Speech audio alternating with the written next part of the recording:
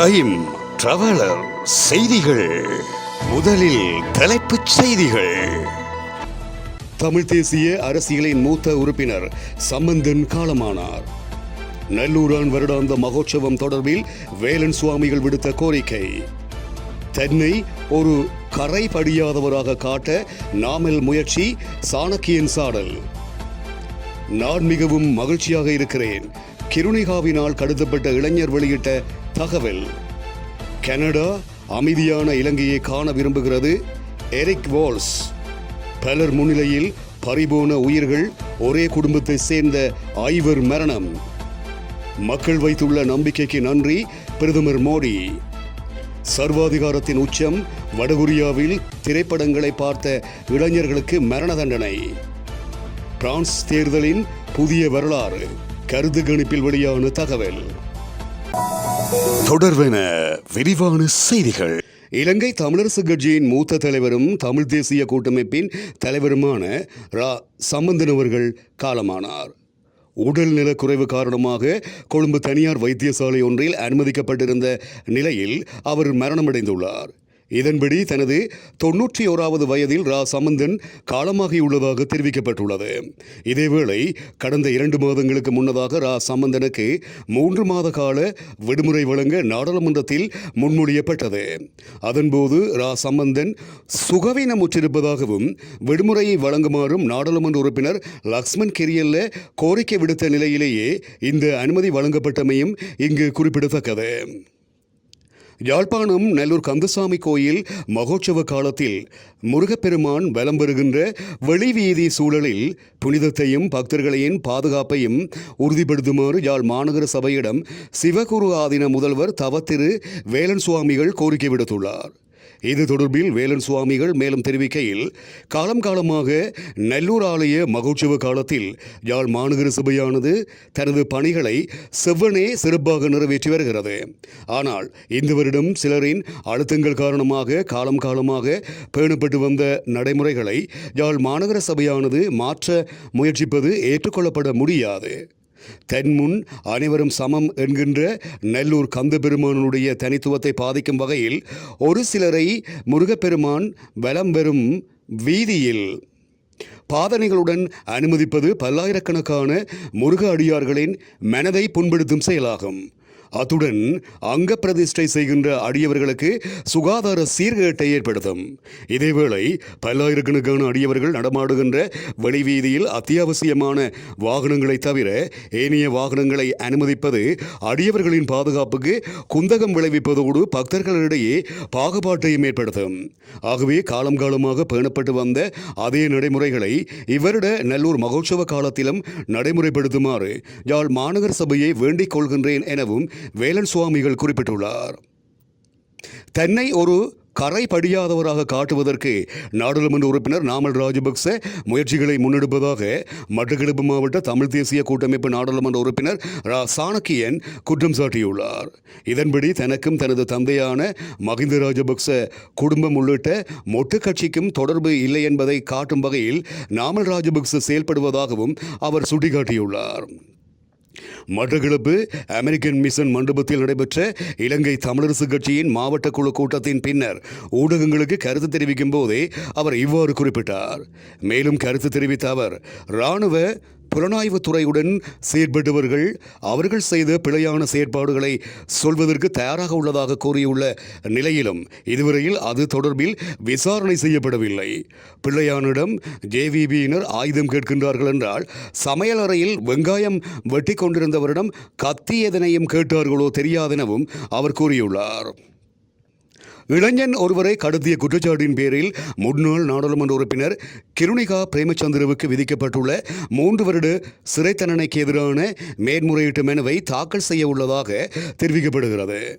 தெமட்டகுடையில் கடையொன்றில் பணிபுரிந்து வந்த இளைஞரை கடத்தி சென்று சட்டவிரோதமாக தடுத்து வைத்த குற்றச்சாட்டில் கிருணிகாவுக்கு கொழும்பு மேல் நீதிமன்ற நீதிபதி அமல் ரணராஜா 3 வருட கடூழிய சிறை தண்டனை விதித்திருந்தார். கடந்த 2015ஆம் ஆண்டு டிசம்பர் மாதம் 21ஆம் நாள் அமில பிரியங்கர என்கின்ற இளைஞர் கடத்திச் செல்லப்பட்டு குடும்ப தகராறை தீர்க்க முயற்சியில் சட்டவிரோதமாக தடுத்து வைக்கப்பட்டிருந்ததாக தெரிவிக்கப்பட்டது. அந்த வகையில் முன்னாள் நாடாளுமன்ற உறுப்பினர் கிருணிகா பிரேமச்சந்திரவினால் கடத்தப்பட்டதாக கூறப்படும் அமில பிரியங்கர இது தொடர்பில் குறிப்பிடுகையில், முன்னாள் நாடாளுமன்ற உறுப்பினர் தனது நாடாளுமன்ற அதிகாரங்களை தவறாக பயன்படுத்தியிருப்பதாக தான் நம்புவதாக குறிப்பிட்டார். நாட்டில் சட்டம் ஒன்று உள்ளது என்பதை கிருணிகா பிரேமச்சந்திர இப்போது புரிந்து கொள்வார். நான் மிகவும் மகிழ்ச்சியாக இருக்கின்றேன். ஆனால் நீதிமன்ற வழக்கு 9 ஆண்டுகளாக இழுத்துச் செல்லப்பட்டது. அந்த நேரத்தில் என்னால் சுதந்திரமாக வேலை செய்ய முடியவில்லை. நான் 4 முறை வேலையை மாற்ற வேண்டியிருந்தது.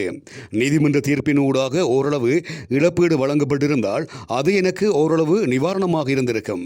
இந்த சம்பவத்தினால் தனது மகன் பாடசாலைக்கு செல்ல முடியாத நிலை ஏற்பட்டிருப்பதாகவும் அவர் குறிப்பிட்டார். எது அப்படி இருந்தாலும் தவறு செய்வதற்கு முன் நாட்டில் சட்டம் உள்ளது என்பதை மக்களுக்கு நினைவூட்ட இந்த தீர்ப்பு ஒரு சிறந்த உதாரணம். இந்த பிரச்சனையை அமைதியான முறையில் தீர்க்க கிருணிகாவுக்கு வாய்ப்பு வழங்கப்பட்டது. ஆனால் தனக்கு அதிகாரம் உள்ளது என்று நீதிமன்றத்தில் வழக்கு தொடர்ந்தார். இறுதியாக தண்டிக்கப்பட்டார். நாட்டின் சட்டம் நடைமுறையில் உள்ளது என்பதை அனைவரும் அறிந்து கொள்ள வேண்டும் எனவும் அவர் மேலும் தெரியப்படுத்தியுள்ளார். கனடா அமைதியான, வளமான மற்றும் நல்லிணக்கமான இலங்கையை காண விரும்புகிறது என இலங்கை மற்றும் மாலத்தீவுகளுக்கான கனடாவின் உயர்ஸ்தானிகர் எரிக் வால்ஸ் குறிப்பிட்டுள்ளார். ஜூலை 1 கொண்டாடப்படும் கனடாவின் தினத்தை முன்னிட்டு விடுத்துள்ள செய்தியில் அவர் இவ்வாறு குறிப்பிட்டிருக்கின்றார். கனடாவின் சர்வதேச உதவியானது பெண்கள் மற்றும் சிறுமிகளை மேம்படுத்துவதற்கும் அனைவரையும் உள்ளடக்கிய காலநிலைக்கு ஏற்ற வளர்ச்சியை ஊக்குவிப்பதற்கும் மற்றும் மோதலுக்கு பின்னரான சமாதானம் மற்றும் நல்லிணக்கத்தை முன்னெடுப்பதற்குமான இலங்கையின் முயற்சிகளுக்கு வழங்கப்படுகிறது என்றும் எரிக் வால்ஸ் கூறியுள்ளார். முழுமையான பொருளாதார மீட்சியை முன்னெடுத்துச் செல்லும் இலங்கையுடன் கனடா தொடர்ந்து நிற்கிறது என்றும் அவர் கூறியுள்ளார். நீர்வீழ்ச்சி ஒன்றை பார்வையிடச் சென்ற குழுவினர் வெள்ளத்தில் சிக்கி மரணமடைந்திருப்பதாக இந்திய ஊடகங்கள் செய்தியை வெளியிட்டுள்ளன. இந்தியாவின் மும்பைக்கு அருகில் உள்ள லோனாவாலா பகுதியில் அமைந்துள்ள நீர்வீழ்ச்சியின் வெள்ள நீர் ஓட்டத்தில் சிக்கி அவர்கள் அனைவரும் மரணமடைந்திருப்பதாகவும் தெரிவிக்கப்பட்டுள்ளது. ஒரே குடும்பத்தைச் சேர்ந்த 7 பேர் இந்த துரதிர்ஷ்டவசமான சம்பவத்தை எதிர்கொண்டனர். அவர்களில் 2 உயிரை காப்பாற்ற முடிந்திருக்கிறது. மேலும் 3 சடலங்கள் ஏற்கனவே கண்டெடுக்கப்பட்டிருப்பதாகவும் காணாமல் போன மற்றும் 2 கண்டுபிடிக்கும் நடவடிக்கைகள் முன்னெடுக்கப்பட்டு வருவதாகவும் இந்திய ஊடகங்கள் மேலும் தெரிவித்திருக்கின்றன.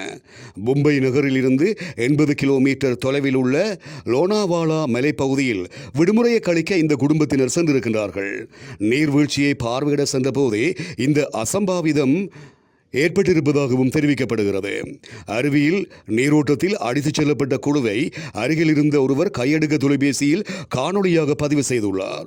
தற்போது குறித்த காணொளி சமூக ஊடகங்களில் வைரலாகியுள்ளது.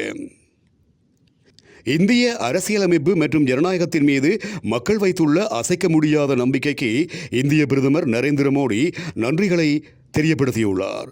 நாடாளுமன்ற தேர்தல் காரணமாக கடந்த 3 மாதங்களாக இந்த நிகழ்ச்சி நிறுத்தி வைக்கப்பட்டிருந்தது.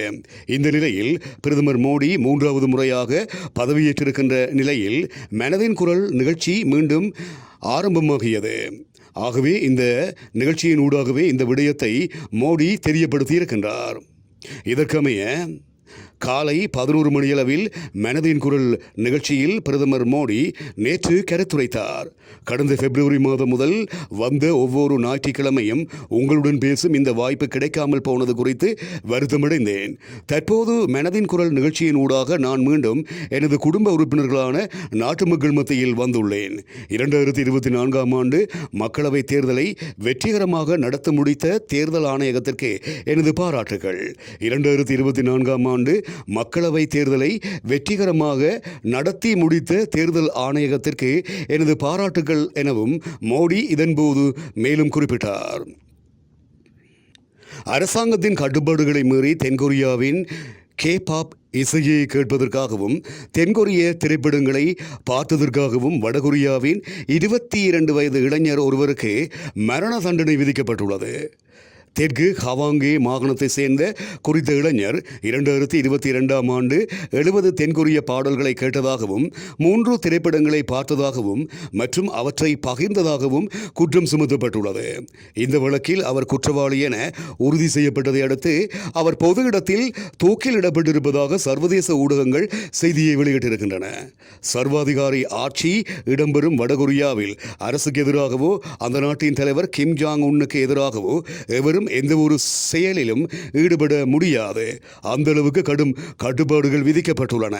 இந்த கட்டுப்பாடுகளை மீறினால் கொடூர தண்டனைக்கும் அங்கு ஆளாக வேண்டியிருக்கும். வடகொரியா மீது மனித உரிமை மீறல் தொடர்பாக தொடர்ந்து குற்றச்சாட்டுகள் முன்வைக்கப்படுகின்றமை இங்கு குறிப்பிடத்தக்கது. பிரான்சின் 5ஆம் குடியரசில் முதல் முறையாக அதிதீவிர வலதுசாரிகள் முன்னணியில் இருக்கும் புதிய வரலாறு இன்று இடம்பெற்ற முதல் சுற்று வாக்களிப்பின் முடிவில் வெளியான கருத்து கணிப்பில் வெளியிடப்பட்டிருக்கிறது.